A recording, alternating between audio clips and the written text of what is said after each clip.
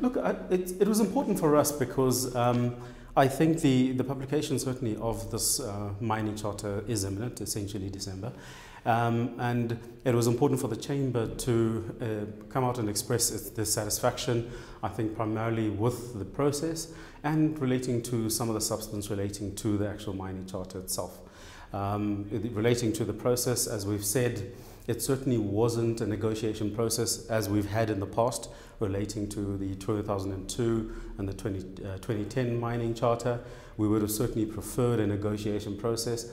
This is just, the industry has just been consulted, for instance, on the main elements of the charter essentially twice. We would have preferred much more thorough engagement, not just consultation. So that's essentially relating to the process. And then secondly, to go into a little bit more detail relating to those substantive elements that are of a big concern to us. So I think it's important to put up front that the mining industry is certainly pro-transformation. I think we have been on this journey for some time, and I think we're gaining good momentum relating to transformation. So taking that one further step relating to transformation in the form of a new mining charter is not is not something that we object to as a mining sector. Okay, so some of the concerns relate to, for instance, revenue-based targets for the mining community development contribution. We've said that even National Treasury has moved away from essentially revenue-based targets to those on EBIT profit-based. So we said to the regulator ourselves, well, these revenue-based targets are punitive, and particularly for marginal mines. Let's rather have ones that are most based on NPAT, and we recommended 2% NPAT based on the entity's ability to pay, essentially. Another concern relates to the Mining and Transformation Development Agency, the DMR setting up this new agency that we certainly don't know what the full mandate of this agency, how it will operate, but you're talking about another bureaucratic entity now where the contribution towards mine community development is going to go to this.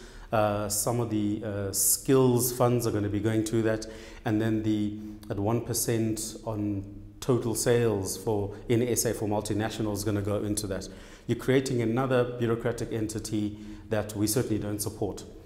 Relating to the skills component, the fact that I think the formulation is 2% of the 5% leviable amount, estimate of about 2 billion, is going to essentially come out of the control of the mining industry into this agency. We would prefer that the mining industry be allowed to skill essentially its workers and those related, subject to the requirements of the needs of the mining industry.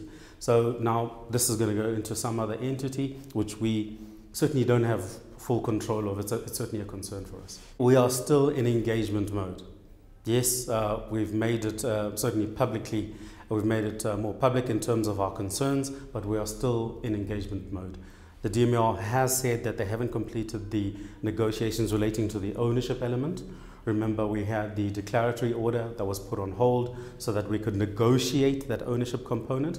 That is not completed and even acknowledged by the DMR. We need to complete that process.